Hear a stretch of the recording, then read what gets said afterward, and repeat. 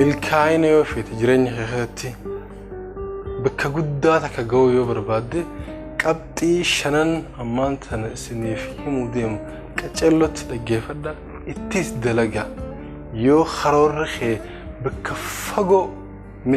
milkii gaarii gubbaa ga'uu feete successful ta'uudhaaf steppii shanan kana si barbaachisa jireenya keessatti steppii takkaffaa decide murteeffadhu maal ta'uu feeta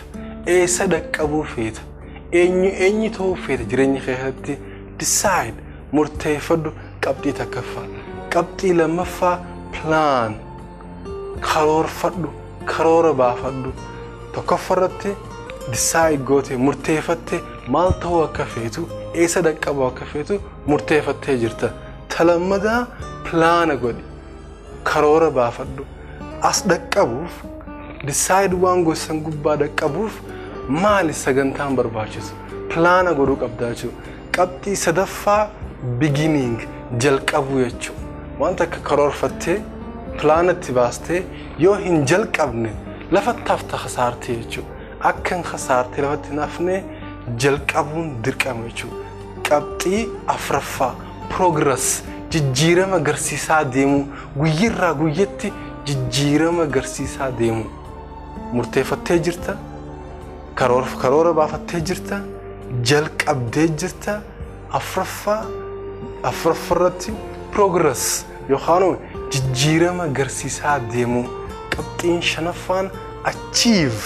waan eegalte waan karoora baafatteef san waan jalqabde san waan fiinxaan bahu tattaaffii godhu san keessatti